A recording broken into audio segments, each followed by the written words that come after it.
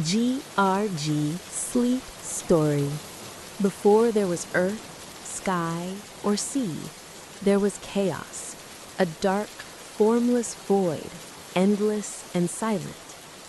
From chaos came the first beings: Gaia, Earth; Tartarus, the abyss; Eros, love; Nyx, night; and Erebus, darkness.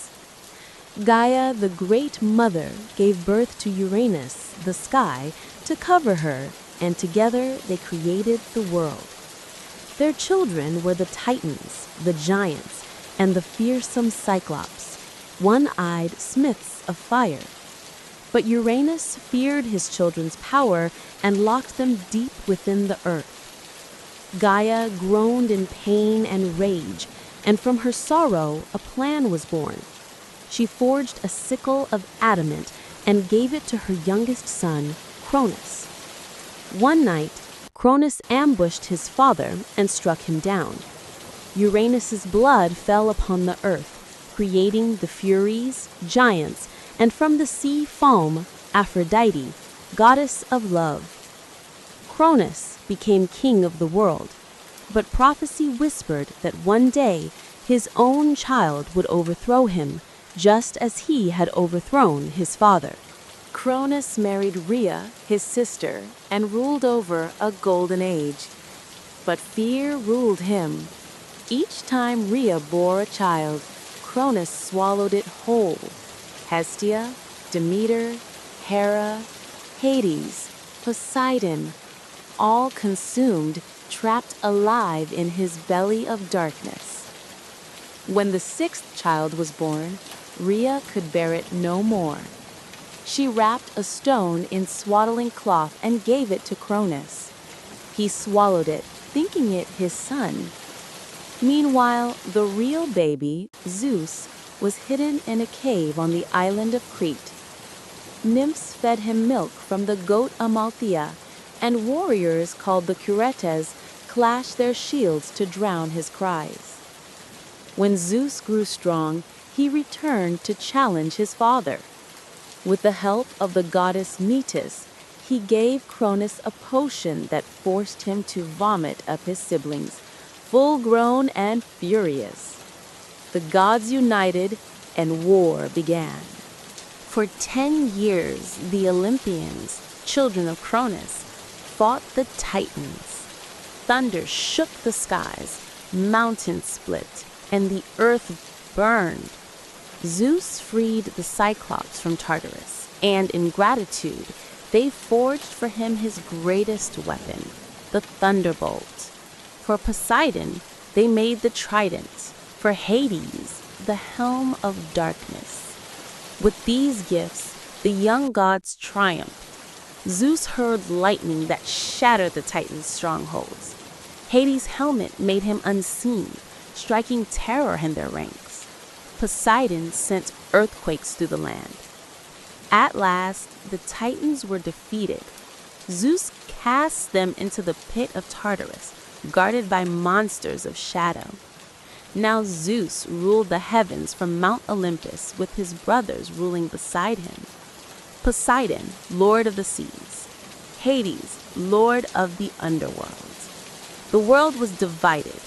Zeus took the sky, Poseidon the ocean, Hades the realm of the dead. The other gods took their places among them. Hera, queen of marriage and Zeus's wife. Athena, goddess of wisdom, born from Zeus's head. Apollo, god of the sun, music, and prophecy. Artemis, goddess of the moon and hunt. Ares, god of war. Hephaestus, the divine smith. Hermes, messenger of the gods. Aphrodite, goddess of love and beauty. And thus began the age of the Olympians, the age of gods and heroes. For 10 years, the Olympians, children of Cronus, fought the Titans. Thunder shook the skies, mountains split, and the earth burned. Zeus freed the Cyclops from Tartarus, and in gratitude, they forged for him his greatest weapon, the thunderbolt. For Poseidon, they made the trident. For Hades, the helm of darkness. With these gifts, the young gods triumphed. Among the Titans, one had not fought against Zeus, Prometheus, the wise one, friend of mankind. When Zeus created humans, he made them weak and helpless. Prometheus pitied them. He stole fire from Olympus and gave it to humankind, the power of creation, warmth, and light. Zeus was enraged. He chained Prometheus to a rock where an eagle came each day to tear out his liver, which grew back each night. But mankind kept the fire, and civilization was born. To punish humans, Zeus created Pandora, the first woman, and gave her a jar, often called a box. When she opened it, all the evils of the world escaped. Sorrow, pain, death, leaving only hope inside. As humans grew wicked and violent, Zeus decided to cleanse the world. He sent a great flood, drowning all except Deucalion, Prometheus' son, and Pyrrha, his wife. After the flood, they prayed to the gods for guidance. They were told, "Throw the bones of your mother over your shoulder." They understood mother to mean the earth, and the bones to mean stones. When they threw stones behind them, they transformed into people, and mankind was reborn. With the world restored, mortals and gods intertwined. Heroes were born, half divine, half human, whose stories shaped legend itself. Perseus, son of Zeus and Danae. He slew the snake-haired Medusa, whose gaze turned men to stone by using a mirrored shield from Athena. Lion, Heracles, son of Zeus and Alcmena. Cursed by Hera, he went mad and killed his family. To atone, he performed the 12 labors, slaying monsters, capturing beasts, and retrieving forbidden treasures. After his suffering, he became immortal and joined the gods. Tornado, Theseus, prince of Athens. He entered the labyrinth and slew the Minotaur, half man, half bull, ending the terror of Crete. Sunset, Jason and the Argonauts. Jason sailed with heroes to capture the Golden Fleece. He was aided by the sorceress Medea, who loved him and used her magic to help him survive. But betrayal and tragedy followed, for no hero escaped fate. It began with a golden apple. At a wedding, the goddess Eris, Discord, threw an apple marked for the fairest. 3 goddesses claimed it: Hera, Athena, and Aphrodite. They asked Paris, Prince of Troy, to judge. Hera offered him power. Athena offered wisdom, and Aphrodite offered him the most beautiful woman in the world, Helen of Sparta. Paris chose Aphrodite. Helen was already married to Menelaus, king of Sparta. When Paris took her to Troy, the greatest war in myth began. For 10 years, Greeks and Trojans fought. Heroes like Achilles, Odysseus, Hector, and Ajax filled the field with glory and grief. At last, Odysseus devised the Trojan horse, a hollow wooden gift filled with Greek soldiers. Troy burned, and the age of heroes ended in flame and sorrow. After the war, mankind grew weary of divine games. Temples crumbled and prayers faded. Zeus saw that the age of gods ruling men was over. He gathered the immortals on Olympus and said, "Let the mortals shape their own fate. We will watch, and wait. The gods withdrew from the world, their voices fading into wind, water, and stars. Yet their stories lived on, carved in stone, sung by poets, and whispered in dreams. And so even now, when thunder rolls or the sea roars, some say the gods of Olympus still remember. From the dark void, the first gods awaken. Gaia, Earth, rises from chaos, giving birth to the sky, mountains, and sea. But as life begins, so too does conflict. Uranus, the first ruler, fears his powerful children and imprisons them. Gaia's pain turns to wrath, and her son Cronus raises a sickle of stone to overthrow his father. Cronus rules the world in a golden age, but fears prophecy that his own child will destroy him. In terror, he devours his newborns one by one. Rhea, desperate to save her last child, hides baby Zeus in Crete. The young god grows in secret, nurtured by nymphs, until destiny calls him to reclaim the heavens. The gods rise against their Titan ancestors. The skies burn with lightning as Zeus wields his thunderbolt. The fate of creation hangs in the balance. The Titans are defeated. Zeus, Poseidon, and Hades divide the world. Mount Olympus becomes the throne of divine order, but peace is short-lived. The Titan Prometheus defies Zeus to gift fire to humanity. His eternal punishment and Pandora's curse unleash sorrow upon the world. Mankind's arrogance angers the gods once more. Zeus summons the flood that drowns the world. Only two survive to rebuild the race of man. The blood of gods flows in mortal veins. Perseus, Heracles, Theseus, and Jason arise, warriors whose deeds echo across eternity. Three goddesses, one apple, and the choice that would destroy a kingdom. Paris's decision sets in motion the Trojan War. 10 years of glory and grief. Achilles rages, Hector falls, Odysseus plots. The gods themselves choose sides as Troy burns. The Olympians fade into legend. Mankind takes the stage of destiny, but thunder still echoes, a reminder that the gods never truly die. Before the light, before the earth, before even the gods, there was only chaos. Darkness stretched, endless and alive. No sound, no form, no air. Only the deep, endless breath of nothing. Yet within that emptiness, something stirred. A heartbeat, a spark, a will. From the void came chaos, the first mother, not evil, not good, but eternal and vast.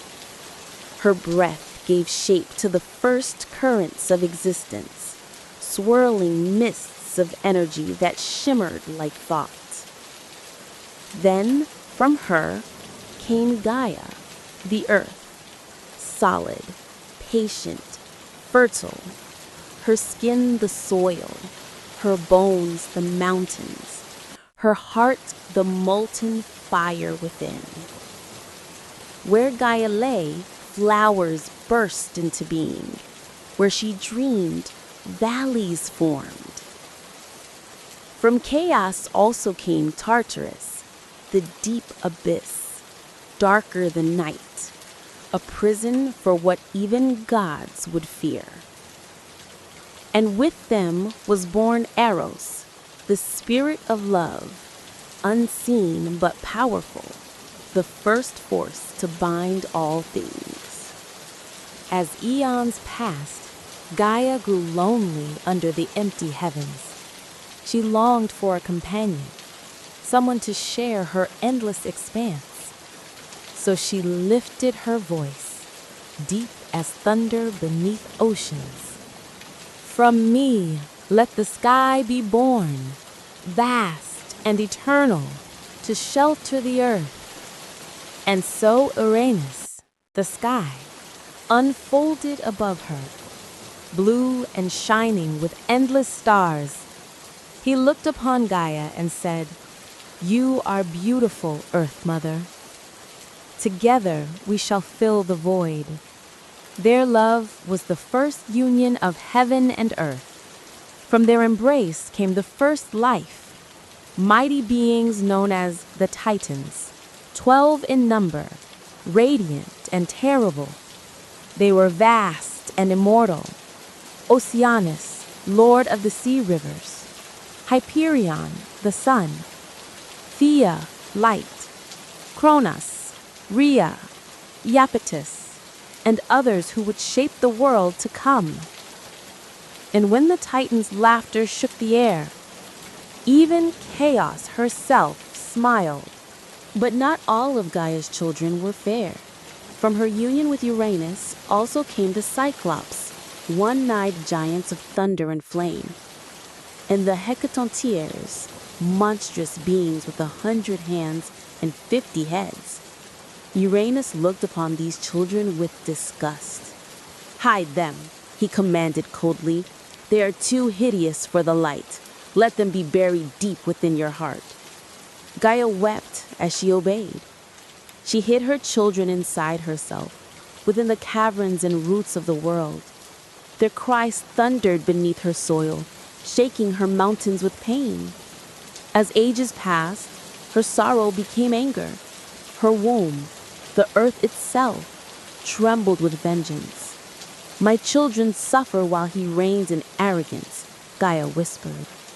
"If my sky imprisons me, then the earth shall rise to overthrow the heaven." Gaia gathered her remaining children, the Titans, and spoke in the voice of storms. "Will one of you avenge me? Will one of you free your brothers?" But fear gripped them all, for Uranus's power was great. None dared defy him, none but the youngest Titan, Cronus, the crooked-minded one. He stepped forward, tall and calm, his eyes like gold beneath shadow. "Mother," he said, "give me the weapon, and I shall strike." From her own heart, Gaia drew forth a sickle of unbreakable stone, sharp enough to cut the sky. She gave it to her son, and her voice was both sorrow and pride. "Do not pity him. From his fall will come your rule."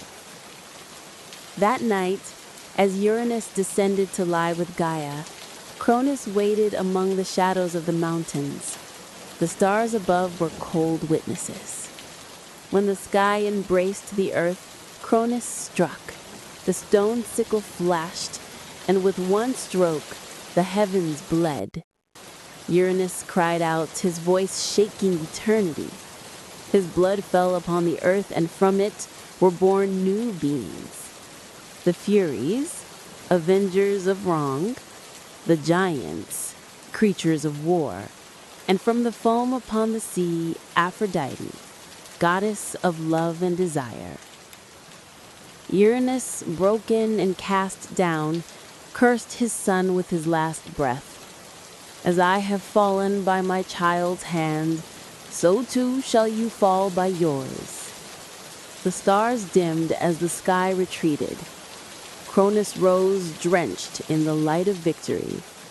He declared, "The age of the Titans begins." After the birth of the Titans, Gaia, the earth, and Uranus, the sky, ruled together. Their children filled the world. Rivers flowed with life, mountains reached high, and the first dawns painted the heavens gold. But peace never lasts long among the divine. Uranus began to despise what he had created. He loved Gaia, yet feared her power and the strength of their children. The Titans grew tall as mountains. Their laughter echoed like thunder, and Uranus's pride turned to jealousy. "They are too many," he muttered to the stars. Their voices challenged the heavens. Gaia pleaded with him. "They are your sons and daughters. Let them walk beneath you, free." But Uranus's heart hardened. "No, I am the sky. Nothing shall stand beside me." And with that, he forced his monstrous children, the Cyclops and the 100-handed ones, back into Gaia's depths, burying them alive beneath the earth. After the birth of the Titans, Gaia, the earth, and Uranus, the sky, ruled together.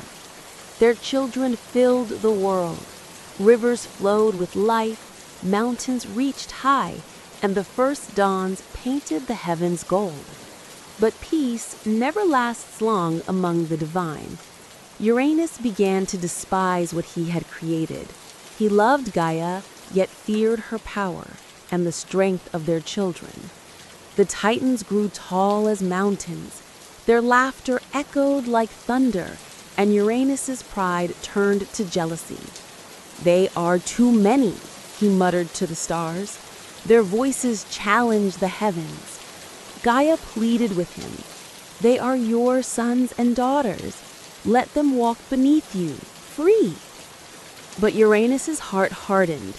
"No, I am the sky. Nothing shall stand beside me." And with that, he forced his monstrous children, the Cyclops and the 100-handed ones, back into Gaia's depths, burying them alive beneath the earth. Gaia screamed, and the world shuddered. Mountains split, rivers boiled, storms tore through forests. Every cry of her buried children became an earthquake. In her grief, she lay silent for 1,000 years. Moss grew over her tears. The stars turned above her without pity. But sorrow soon hardened into vengeance. She whispered to herself in the dark, "If the sky would smother me, then I shall bear one who dares to strike him down." In the deepest cavern of the earth, Gaia called her Titan children to her side. 12 came, 6 sons and 6 daughters. Among them shone the radiant Hyperion, the wise Oceanus, the fierce Iapetus, and the youngest, Cronus, whose eyes burned with ambition. Gaia's voice was like the rumble of thunder underfoot. "Your father, Uranus, has filled me with pain. He cages your brothers in darkness. Who among you will avenge this wound?"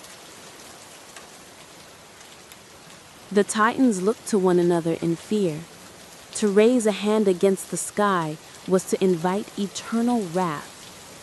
One by one, they turned away, until only Cronus stepped forward.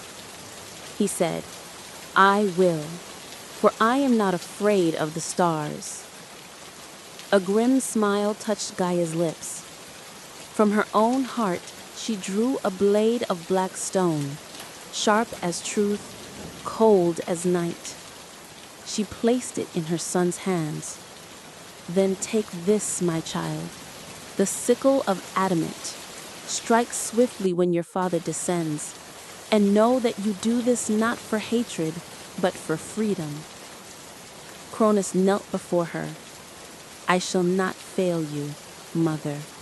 That night, Uranus came to lie with Gaia once more, as he had since the first dawn.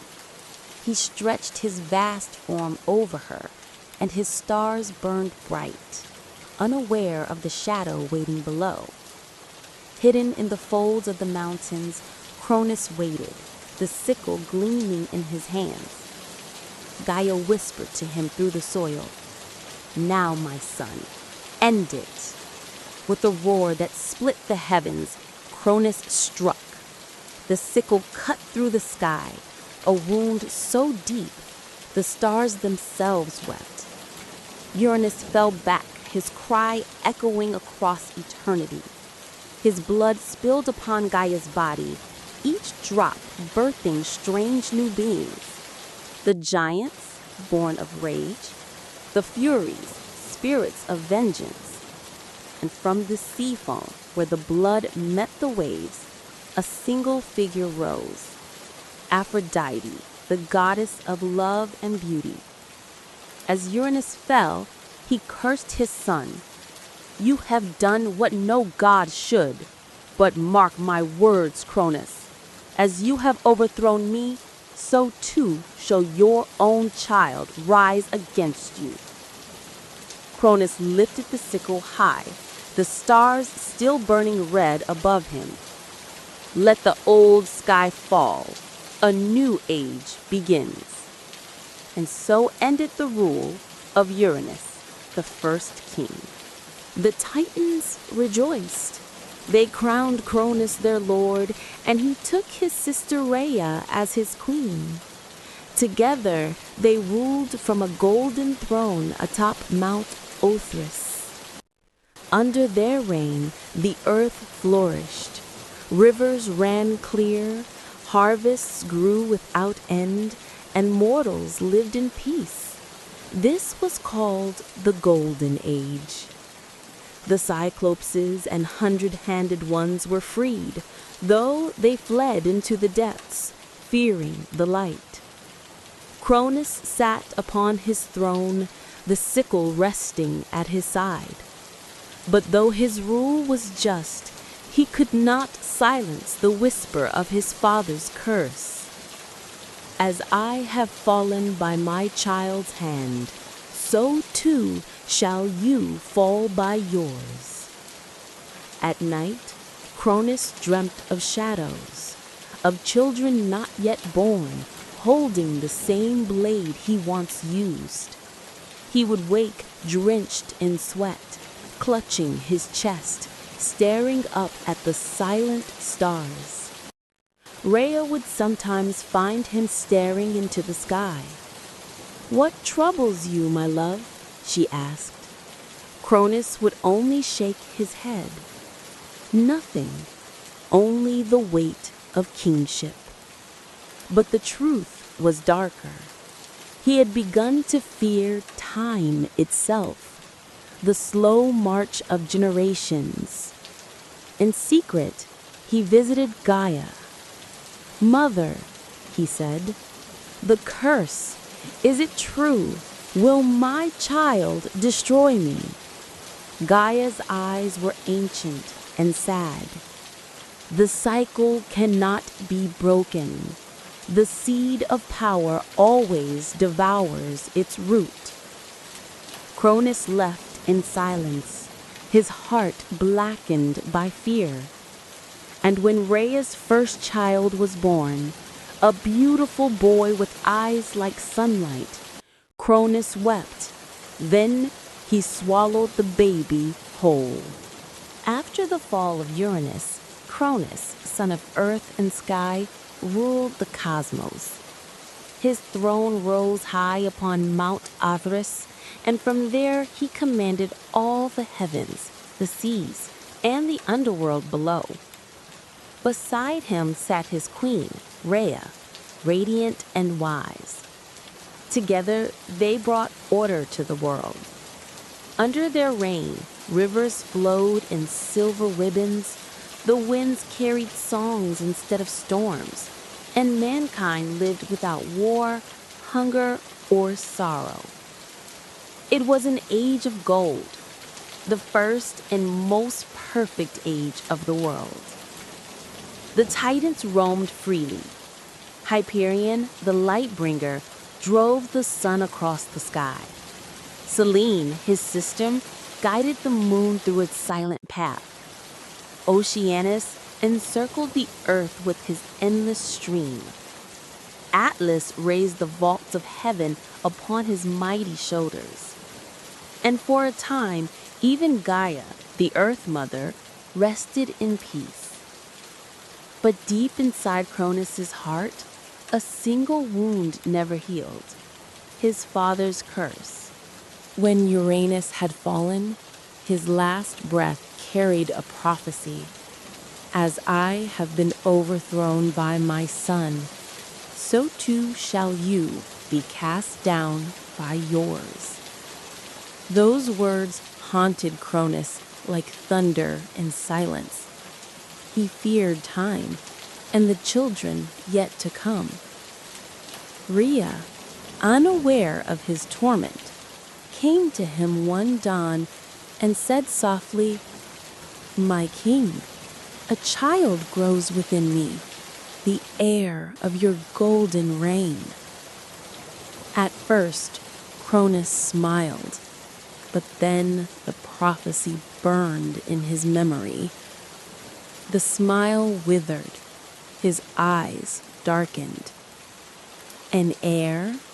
he whispered. "No, a destroyer." When Rhea's first child was born, a son named Hestia, bright as dawn, she placed the baby in Cronus's arms. Cronus looked at the tiny, perfect face and felt love and terror. Then, before Rhea could speak, he opened his mouth and swallowed the child whole. Rhea screamed, "What have you done?" Cronus wiped his mouth, the gold of his eyes gone cold. "I have saved my throne." And thus the curse began to feed itself. When her next children were born, Demeter, Hera, Hades, and Poseidon, Cronus devoured them all, one by one. Each time Rhea begged him. Each time he said the same, "It is mercy. They would have destroyed me." And in the stillness of night, the cries of her lost children echoed through her dreams. The world above still glittered in gold, but Rhea's heart turned gray. She could no longer bear the sight of her husband's smile, a smile built upon her children's graves. One evening, she fled to Mount Ida and wept at the feet of her mother, Gaia. "Mother, what am I to do? He has devoured all our children. My womb bears only sorrow." Gaia's voice was deep and kind. "Do not despair, daughter, for the cycle cannot be stopped, but it can be shaped." Rhea looked up through her tears. "Tell me how." When Rhea's sixth child grew within her, she knew the time had come. As the hour of birth approached, she left Mount Othrys under cover of night and traveled in secret to the island of Crete, where the sea met the sky. There, in a cave, hidden by waterfalls, she gave birth to a son, Zeus. The child's first cry echoed like thunder, and the mountains trembled. Rhea kissed his forehead. "You shall not be devoured, my little one. You shall rise where your father has fallen." At Gaia's command, the nymphs of Crete took the infant and swaddled him in golden cloth. They fed him on honey and the milk of the divine goat, Amalthea, while warriors known as the Corettes clashed their shields to hide his cries from Cronus's ears. When Rhea returned to Mount Othrys, she carried in her arms a stone wrapped in infant's cloth. Cronus met her in the great hall, his shadow vast against the firelight. "Another child?" he asked, his voice low. Rhea bowed her head, trembling. "Yes, my lord, your heir." Cronus took the bundle from her arms and without hesitation swallowed the stone whole.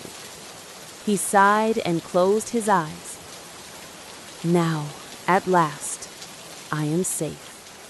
Rhea turned away, her heart pounding with both fear and triumph. Far across the sea, in the hidden cave, baby Zeus opened his eyes filled with stormlight. As the years passed, Zeus grew strong and clever, guarded by nymphs and raised by Gaia's whispering voice. He learned the speech of thunder, the patience of stone, and the fire of rebellion. When he came of age, Gaia appeared before him in the form of a shining mist. "My grandson, your father devoured his own blood to escape his fate, but the hour has come for fate to collect its due." Zeus clenched his fists. "Tell me what to do." Gaia smiled. "Strike not with anger, but with justice, for balance must return to the world." She gave him a potion brewed from the roots of the earth, a draught that would make Cronus disgorge all he had swallowed. Zeus took it and swore upon the river Styx, "By thunder and by earth I shall free my kin and break the age of the Titans." When Rhea returned to Mount Othrys, she carried in her arms a stone wrapped in infant's cloth. Cronus met her in the great hall, his shadow vast against the firelight. "Another child?" he asked, his voice low. Rhea bowed her head, trembling. Zeus returned to Mount Othrys in disguise as a cupbearer in Cronus's court. The king of the Titans, grown weary with age and fear, drank greedily from the golden goblet Zeus offered him. Moments later, his eyes widened. He groaned, clutching its chest. Then, from his mouth burst forth the swallowed gods, Hestia, Demeter, Hera, Hades, and Poseidon, alive, radiant, reborn. The heavens shook with their cries, the world trembled as the lost children of Cronus rose, no longer helpless. Rhea stood among them, tears shining in her eyes. "The age of the Titans ends tonight," she whispered, and from the storm outside, thunder answered.